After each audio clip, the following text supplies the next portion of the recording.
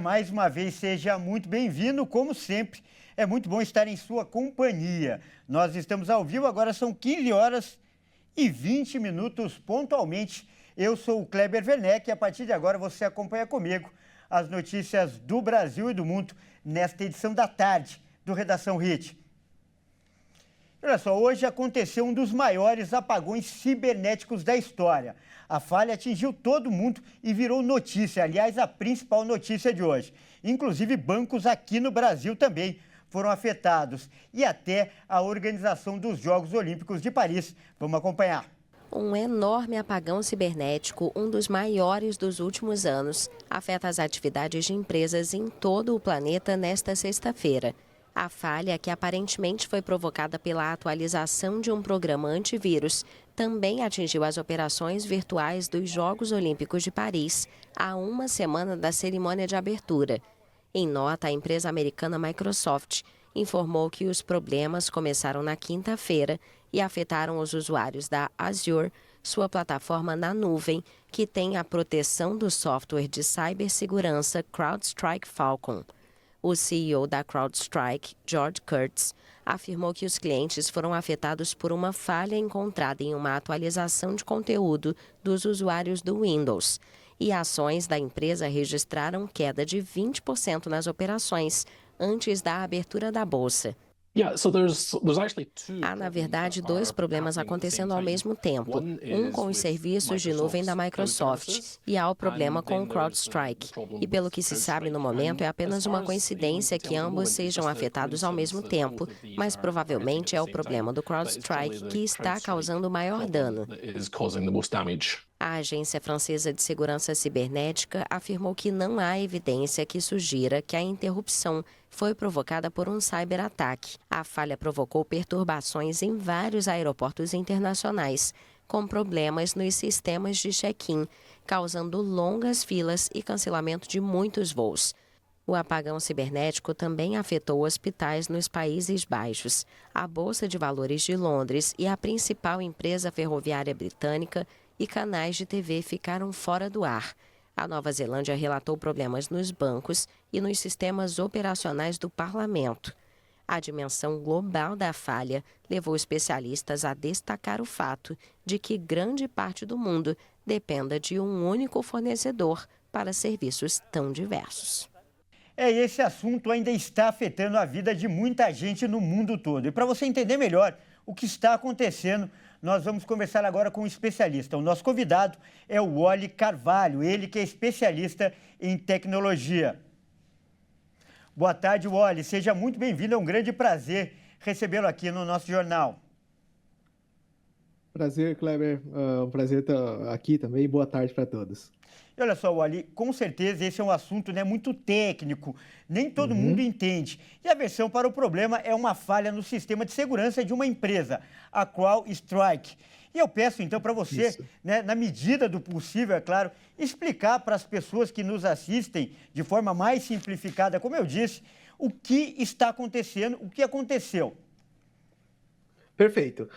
Na verdade, a solução Falcon da CrowdStrike é uma empresa americana, líder nesse segmento, né? Ela tem uma solução como se fosse um novo antivírus, né? Um antivírus mais moderno que usa inteligência artificial para poder detectar ameaças antes que ela se espalhe. Ele entende padrões de ataques, ele faz uma série de ações em cima desses ataques e consegue proteger os dispositivos. Então, ele é uma solução que você instala em computadores, em servidores virtuais, em servidores que estão na nuvem, né?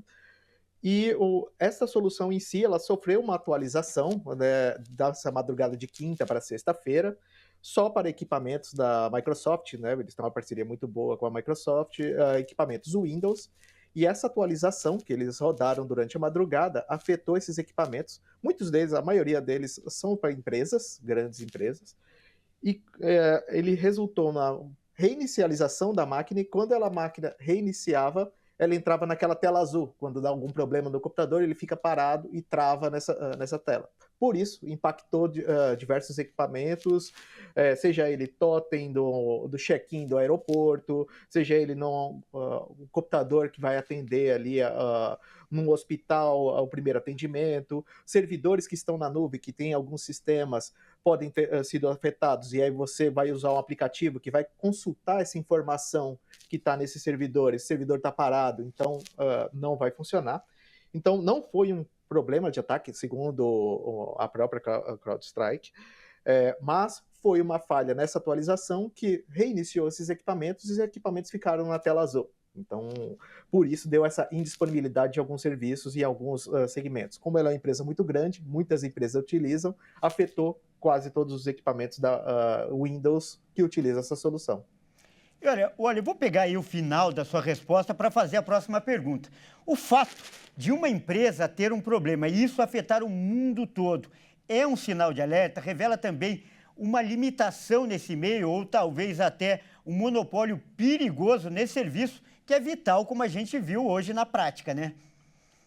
Exatamente, esse é um bom ponto, né? Hoje você tem tecnologias e inovações que são de ponta e geram um benefício muito grande para as empresas, só que são poucas empresas que conseguem dar esse nível de inovação e essa robustez, muitas vezes robustez financeira ou uma robustez de entrega dessas soluções que acabam consolidando todas as vendas, né? Ou boa parte dessas vendas. E isso não acontece só com soluções desconhecidas, soluções que são de infraestrutura que podem afetar todo um cenário de informação. Então, hoje a gente vive num ambiente que tudo é automatizado, tudo depende de tecnologia, seja para pagar uma conta com celular, seja para ir no aeroporto, ou seja, para fazer uma compra no supermercado, você vai ter caixas automatizados, você vai ter uma tecnologia que muitas vezes tem como infraestrutura as mesmas empresas. E aí você já teve casos como, por exemplo, quando o WhatsApp fica fora, você atrapalha toda até a comunicação de um país, porque é a ferramenta que todo mundo utiliza, ou quando você tem serviços em nuvem, que todas as soluções dependem de estar hospedadas em um especialista em uma solução de nuvem, e aí, quando isso para todo um ecossistema que está pendurado nessas soluções. Então, sim, gera um alerta, e isso pode acontecer, esses tipos de apagões podem acontecer mais vezes em diferentes cenários. Então, vai parar todos os sistemas, porque um sistema... uma infraestrutura que é básica para todos eles, acontece alguma parada. Isso é um sinal que a gente precisa prestar atenção nesses monopólios. Olha, que alerta importante você, que é conhecedor profundo desse assunto, fez agora. E olha só, apesar do... Primeiro, né, quero perguntar, você acredita que o problema foi de fato já resolvido?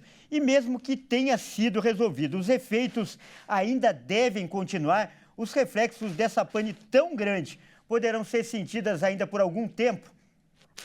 Sim, sim.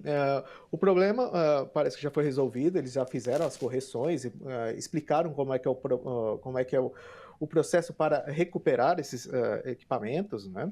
Só que isso vai levar um tempo, porque em alguns casos o pessoal vai ter que fazer um procedimento manual, indo equipamento por equipamento para poder fazer a correção, né? Em alguns casos você pode automatizar esse processo para fazer em muitos equipamentos ao mesmo tempo, mas isso vai se perdurar ao longo dos dias. Eles acreditam que a boa parte dessa criticidade foi resolvida agora nesse começo da tarde aqui, mas pode estender até o final da semana aí para fazer todos os ajustes de todos os equipamentos. Então, para finalizar, qual é a lição, na sua avaliação, que esse episódio deixa? Afinal, esse não é mais um problema de uma empresa, é um problema mundial. O que pode mudar depois do dia de hoje? Um ponto importante, a primeira, como foi feita essa atualização, né? Isso precisa ser investigado, como você faz uma atualização, todo mundo está perguntando se houveram testes anteriores, se for validado isso no ambiente, se isso não poderia ter acontecido num ambiente mais controlado, e fazer esse tipo de procedimento, não de escala global, todos de uma vez ao mesmo tempo, mas fazer de maneira segmentada. Isso já é um ponto que já estão discutindo, né? Outra talvez ter alguns processos para tirar essa concentração de soluções de um único ponto, um ponto falho, ou identificar esses pontos falhos e terem soluções de redundância ou maior resiliência na hora de aplicar. Então, essa questão de você ter mais empresas para suportar soluções tão críticas para o negócio é um ponto interessante, mas ainda acho que por um longo tempo você vai ter ainda concentração de muitas soluções em cima de poucos players, mas ter maior resiliência e ter maior controle e ter redundância e processos mais controlados vai ajudar bastante. Eu acho que a partir desse ponto que teve hoje, esse cuidado para poder fazer qualquer tipo de atualização, qualquer tipo de manutenção, vai ser redobrado. Tá certo, então, nós acabamos de conversar com o Wally Carvalho, ele que é especialista em tecnologia. Wally, muito obrigado aí pela sua participação e por essa explicação que simplificou e ajudou no entendimento de muita gente. Muito obrigado mais uma vez. Muito obrigado, Cleber. Muito obrigado pela participação. Grande abraço. Um abraço. Olha só, ainda sobre esse assunto, o apagão cibernético afetou, né, vários serviços do mundo todo, principalmente nos aeroportos, bancos e serviços de telecomunicações dos 5 continentes. Muitas pessoas foram impactadas e tiveram que ter paciência. Após o apagão cibernético, passageiros de vários países enfrentaram dificuldades nos aeroportos. A interrupção da Microsoft, CrowdStrike, derrubou os serviços de informática. Os atendimentos das companhias aéreas ficaram paralisados e voos atrasaram. Na Índia, os passageiros receberam os cartões de embarque preenchidos à mão. Os passageiros que tinham voo postaram os curiosos cartões retrô, que até relembravam passagens de ônibus dos anos 90. As companhias lamentaram o impacto nas viagens causado pela interrupção mundial do sistema e pediram desculpas aos clientes pelo inconveniente. Alguns bancos aqui no Brasil também tiveram instabilidade nos serviços após o apagão cibernético, que causou indisponibilidade dos sistemas em todo o mundo. Pelo menos 4 instituições financeiras relataram problemas. Vários clientes também reclamavam nas redes, alertando que os aplicativos estavam fora do ar e com problemas para fazer login e pagamentos. Segundo a Federação Brasileira de Bancos, alguns sistemas de instituições financeiras chegaram a ser temporariamente afetados em diferentes escalas, mas não houve nada que comprometesse a prestação de serviços de forma relevante. Ainda de acordo com a Febraban, a maioria das instituições financeiras brasileiras normalizou rapidamente seus serviços. E nós estamos ao vivo, são 15 horas e 33 minutos pelo horário de Brasília. E realmente o transtorno foi enorme. Mas quem vai pagar por essa conta? Quem vai ser o responsável? Essa é a pergunta que fica e que nós vamos fazer agora para o nosso outro convidado, o advogado Lucas Palha, ele que é advogado especialista em direito digital. Nós vamos repassar para ele esse outro lado do problema. Boa tarde, Lucas. Seja muito bem-vindo. É um prazer recebê-lo aqui no nosso jornal. Você que já é o nosso parceiro, né, Lucas? Oi, Kleber. Boa tarde, tudo bem? O prazer é meu mais uma vez de estar com vocês aqui. Boa tarde a todo mundo que nos assiste e nos escuta. E olha só, Lucas, do ponto de vista legal, quem é responsável por esse problema? Existe alguém que responde por isso? Ou esse apagão cibernético pode ser considerado um motivo de força maior? Olha, Kleber, a pergunta é excelente e a gente vai precisar ainda de mais detalhes, né, para a gente entender se, como você bem disse, isso é uma força maior ou isso de fato tem uma responsabilidade da CrowdStrike ou de outra empresa que possa estar prestando serviço para eles também. Porque, na verdade, do ponto de vista jurídico da situação, a gente precisa entender se isso é uma manutenção prevista que foi eventualmente comunicada para os seus parceiros. Isso é muito comum, né? Você até no nosso próprio computador, muitas vezes você vê lá atualização programada para um período onde você utiliza menos, e isso poderia, né? Você se programa para atualizar o seu programa, né? O o seu computador, o seu sistema durante o menor tempo de uso que você tem dele. Então, e a gente precisa entender a maior a dimensão, se isso foi uma falha operacional, se isso foi uma atualização de sistema programado ou não, porque mesmo na atualização, uma empresa desse tamanho, desse porte, né, com mais de 8, 9 mil funcionários como é a CrowdStrike e o mundo dependente dela, não pode simplesmente, né, atualizar os seus sistemas e achar que não tem nenhum tipo de consequência quanto a isso. Então, a gente precisa entender um pouco mais a dimensão da situação para ver se há uma responsabilidade ou não. Claro, se existir uma falha na prestação de serviços a partir disso, a responsabilidade deve ser imputada para a CrowdStrike, para a empresa que originou essa falha mundial, esse apagão cibernético mundial. Se de fato isso foi algo que as empresas nas quais dependem deste serviço não se programaram, né, na orientação que foi dada, não prestaram atenção, aí sem dúvida nenhuma a discussão fica um pouco mais voltada para essas empresas que não tinham um plano B, que não tinham uma remediação, né, de pronta resolução. Quem não pode pagar a conta é o consumidor final, né? A gente aqui, como consumidor final, não pode pagar essa conta e é isso que a gente, como advogado, como especialista, aí está tratando para que não ocorra, né? A gente tem que tomar sempre cuidado com esse elo mais fraco, né? Tanto o titular de dado como o consumidor, ele geralmente é o elo mais fraco numa relação como essa entre gigantes e o nosso papel é conduzir a investigação dessa falha, conduzir a cobrar realmente autoridades para que elas possam fazer uma investigação um pouco mais profunda nisso, a fim de entender o que aconteceu, né? Mas num primeiro momento, que parece ser uma falha, né, de sistema, a responsabilidade, claro, deve ser da empresa que prestaria ou que deveria ter prestado esses serviços da maneira correta, né, Kleber? Então a gente aguarda ainda maiores desdobramentos de um dia que parece ainda não ter terminado, né? A gente parece que ainda vai ter maiores desdobramentos da informação real, né? Porque ainda a gente pesquisando informação, nossos sistemas de computador, cada um aparece uma coisa diferente, né? E a gente fica um pouco perdido para entender. A realidade é o seguinte, a gente tem que tomar um cuidado muito grande por conta hoje da globalização, da tecnologia, de ter somente um fornecedor para todos os serviços de uma empresa.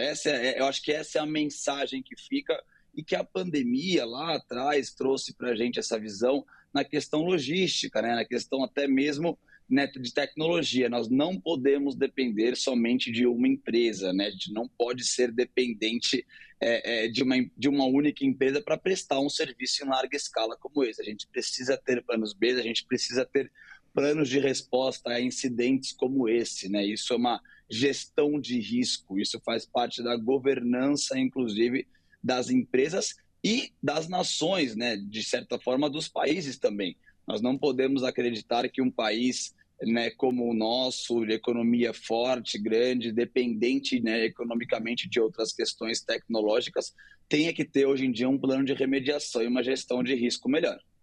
Excelente essa resposta, principalmente a preocupação com o consumidor. Então, dentro disso, eu quero que você oriente as pessoas que nos assistem. Existe alguma maneira de amenizar os danos, principalmente para os clientes das companhias aéreas e dos bancos que ficaram fora do ar e não são clientes dessas grandes companhias, como você acabou de falar? Até onde vai a responsabilidade das empresas que eles são clientes, que prestam serviços para eles e como as pessoas devem proceder nesse momento que tudo ainda é muito duvidoso, que não há uma noção clara do que aconteceu, como você acabou de falar. Perfeito, Kleber. Olha, realmente a orientação inicial é a gente, claro, num dano maior à sua, né? A gente tem pessoas que dependem de companhias aéreas para reunião, para fazer às vezes uma cirurgia. Existem casos e casos. Ninguém gosta de ter as suas férias também atrasada, retardada, né? Mas a gente acaba, né, tendo que priorizar certas questões. Então, assim, o primeiro momento é analisar o que de fato a pessoa iria consumir a partir daquela viagem aérea, daquela passagem comprada. E aí, sem dúvida nenhuma, a gente tem que ter mais, né, orientações. Procure um advogado, procure alguém que você confie, para que te ajude a identificar se você é um consumidor que sofreu essa lesão, sofreu esse dano, para que possa ser orientado. Mas a verdade é que, se entendermos que essa companhia aérea também foi vítima dessa empresa, né, de novo, o consumidor final não pode ser o prejudicado. Então, nós vamos ter a visão daquela efeito dominó, porque o efeito dominó vai chegar em que sentido? O consumidor cobrará da companhia aérea e a companhia aérea cobrará das grandes empresas de tecnologia, né? Então, isso normalmente acontece muitas vezes, né? Então, existe até um nome chamado no direito de ação de regresso, né? Onde você tem a companhia aérea que foi também prejudicada a partir disso, né? Então, deve-se entender que o consumidor tem esse direito de cobrar, né, a companhia aérea, porque não chegou no lugar de destino que gostaria, dentro do horário e tudo mais. Aí vai depender da situação de fato, mais explicação. E a companhia aérea, caso perca essa ação, pode ir atrás dos responsáveis na cadeia, né, até chegar na empresa que originou, de fato, isso que é, né, o que tudo indica, a CrowdStrike. Então, a verdade é, oriente, né, seja orientado por um advogado, mas a gente precisa também entender que, apesar de, como eu disse, ninguém gosta de ter nada atrasado, a gente se programa, a gente tem o interesse, mas existem situações onde, de fato, aquela viagem era mais imprescindível do que outra. A gente também precisa entender isso no ordenamento jurídico, né? Então, a gente precisa entender que alguém que perdeu, de fato, uma reunião, alguém que tinha uma cirurgia, alguém que estava indo para alguma situação familiar, por exemplo, né, que não podia ser adiada, é muito mais relevante numa visão hoje de risco do ponto de vista jurídico do que alguém que ia para as férias e teve ali as suas férias um pouco atrasadas. Curiosamente, é legal a gente ver que as empresas aéreas, como mostrou a reportagem, tentaram dar o seu jeito, né? Voltaram ali a parte do papel, a parte física.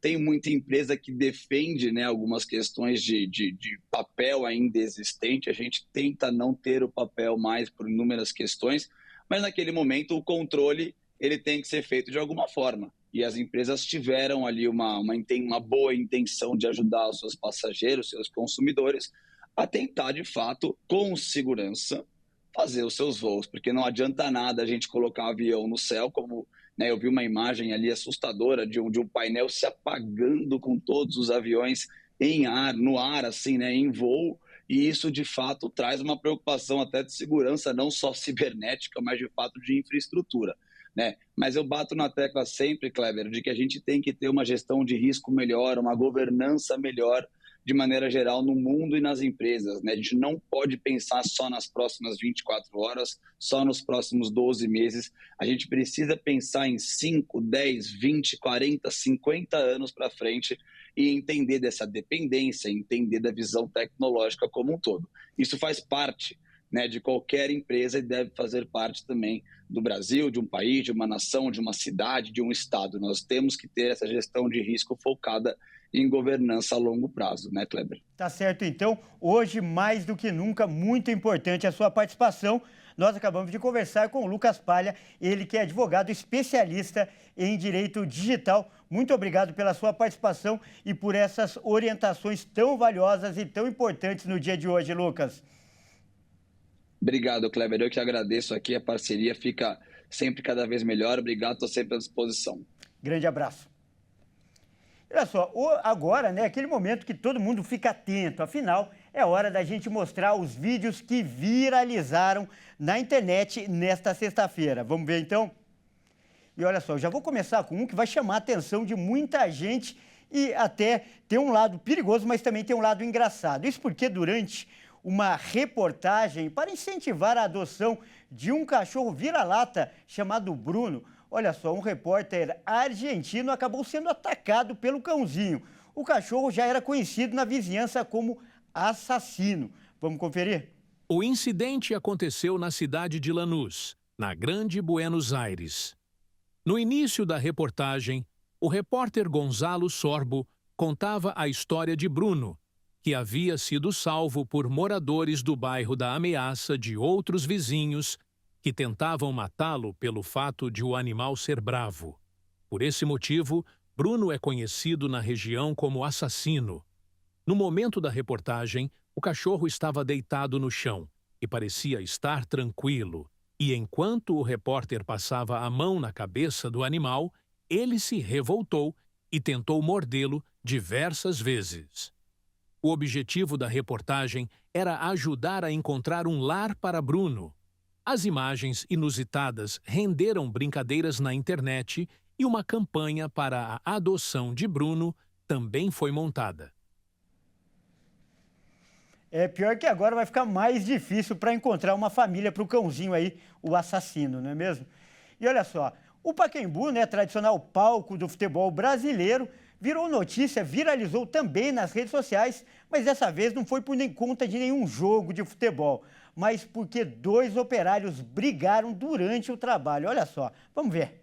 As imagens mostram o desentendimento na área da piscina do estádio. Um funcionário arremessa um pedaço de madeira em direção ao colega de trabalho que está no degrau de cima. O homem revida imediatamente com o mesmo objeto, só que acerta a cabeça de um outro funcionário que está de colete verde. O choque é tão forte que o operário cai no chão. Ele precisou ser levado para o hospital da Santa Casa. Felizmente, os ferimentos foram leves e o operário recebeu alta no mesmo dia. A empresa responsável pela obra afastou os 2 funcionários por tempo indeterminado. Olha, todo mundo um dia já ficou bravo com o chefe ou então com um colega de trabalho, não é mesmo? Mas nem por isso saiu brigando. Nada justifica, devem ser punidos e podem até, infelizmente, perder o emprego. E olha só, um vídeo que está circulando nas redes sociais mostra um guarda municipal de Bertioga, que fica no litoral sul de São Paulo, agredindo um homem que estava algemado. Vamos ver? Um vídeo mostra um guarda civil municipal agredindo uma pessoa algemada dentro do hospital de Bertioga, no litoral sul de São Paulo. O advogado do rapaz afirmou que as agressões começaram fora da unidade, após uma discussão entre o cliente e a mãe de seu filho. Nas imagens, é possível ver o guarda pressionando o rapaz contra a parede e, em seguida, pressiona o pescoço e dá um soco.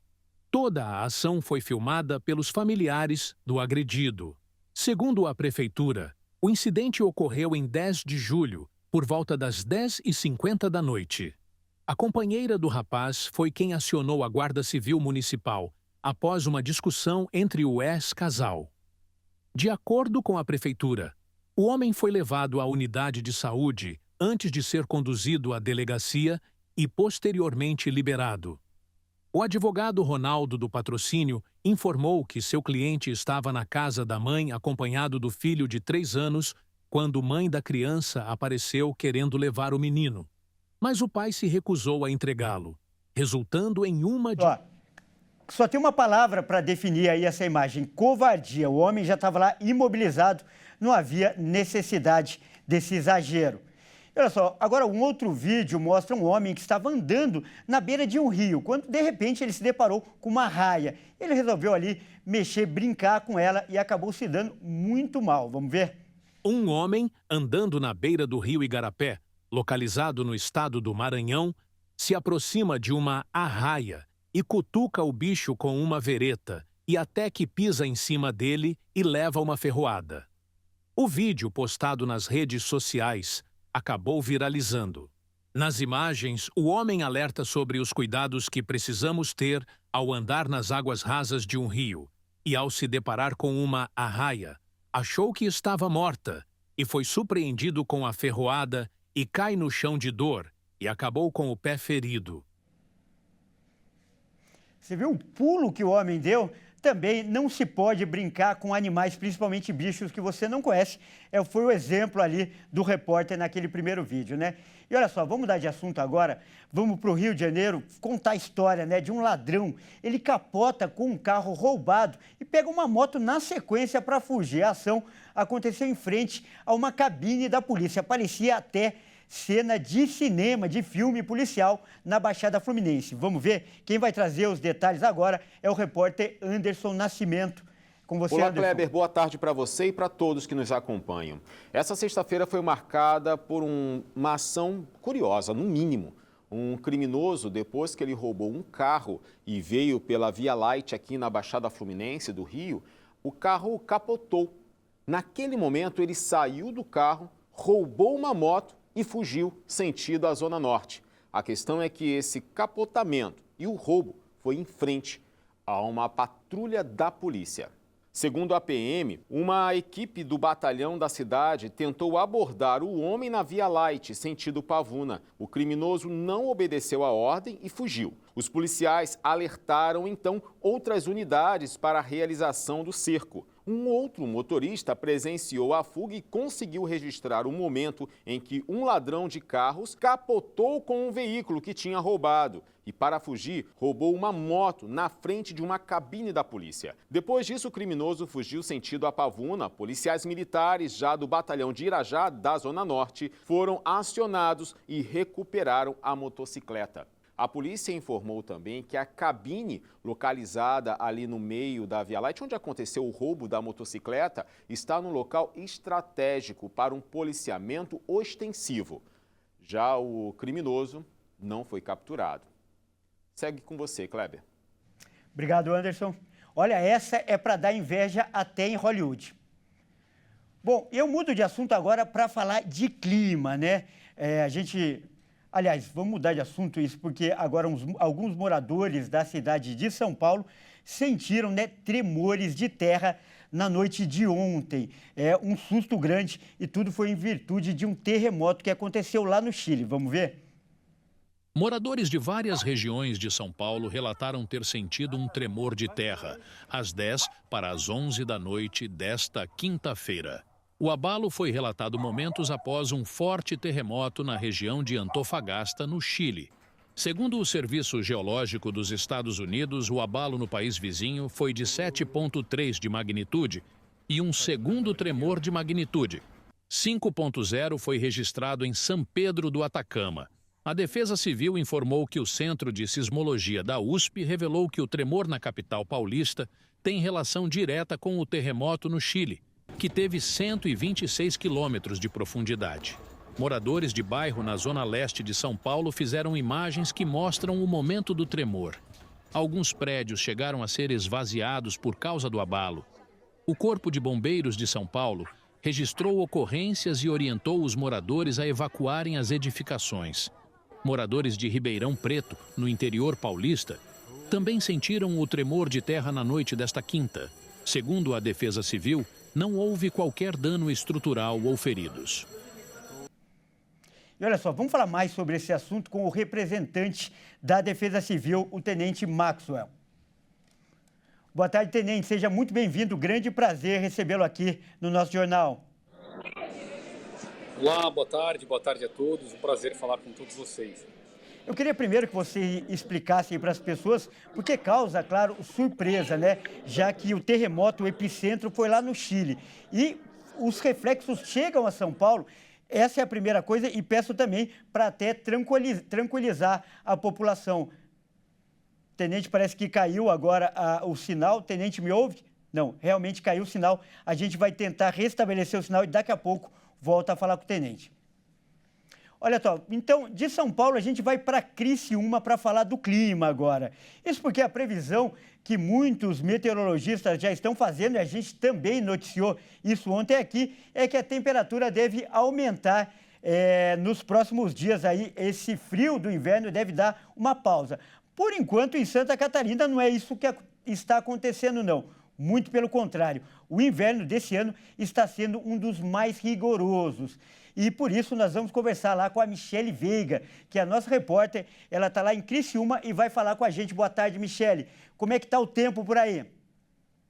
Pois é, já são 31 dias consecutivos de geada em Santa Catarina. Essa sexta-feira, na região serrana, amanheceu com mais geada. Temperatura de menos 3,7 graus registrados em Bom Jardim da Serra, o que significa aí frio, pelo menos pela manhã. Ó, já são quase meio-dia e a gente ainda não conseguiu tirar o casaco, porque o ar gelado da região serrana começa a vir para a região de Planalto, o que não deixa com que o sol esquente muito a temperatura. Mas a previsão é que ali no final de tarde, ou pelo menos no meio dela, as temperaturas cheguem em Santa Catarina na casa dos 25 graus em boa parte do estado. A gente vai vivendo esses dias bem gelados por aqui, pelo menos no amanhecer, mas aí começa aquele efeito cebola. A gente vai tirando as peças mais quentes para poder aproveitar também o calorzinho que vai chegando. Então, portanto, Santa Catarina vive esses extremos durante os próximos dias, pelo menos ao que diz os meteorologistas da EPAGRE, que controlam esse sistema e essas informações aqui no estado. Até a próxima quarta-feira serão dias assim, de temperaturas bem baixas pela manhã e depois vai esquentando ao longo do dia, chegando à casa dos 25 graus. Então, portanto, também o pessoal está aproveitando para colocar a vida em ordem, depois de 15 dias consecutivos de chuvas em Santa Catarina. Então, a gente vai aproveitando um pouquinho do frio, mas já a temperatura esquenta. A gente também aproveita por aqui. De Santa Catarina para a Hit TV, repórter Michele Veiga. Obrigado, Michele. Bom, e sexta-feira, né, é dia da gente falar de esportes aqui. No Campeonato Brasileiro nós vamos ter rodada e quem está aqui ao meu lado é o Fernando Jesus, ele que vai trazer todas as informações da rodada do Brasileirão. Boa tarde, Fernando, seja muito bem-vindo mais uma vez. Boa tarde, Kleber, muito obrigado. Boa tarde para vocês que nos assistem. Nesse final de semana temos a 18ª rodada do Campeonato Brasileiro. Vamos ver aqui na tela os confrontos desse fim de semana? 16 horas do sábado, o Flamengo enfrenta o Criciúma. O Flamengo busca vencer para poder chegar ali no topo da tabela novamente. E o Criciúma vive um cenário totalmente contrário e busca sair da zona de rebaixamento. Às 18h30, Botafogo e Internacional. Às 21 horas, temos Palmeiras e Cruzeiro. Já no domingo, às 11 horas da manhã, bem cedinho, temos Grêmio e Vitória. Às 16, Atlético Mineiro e Vasco. E no mesmo horário, o Corinthians visita o Bahia, lá na Casa de Apostas Arena Fonte Nova. Tá certo, então, Fernando, muito obrigado aí pelas informações pela rodada do Brasileirão. Grande abraço. Grande abraço.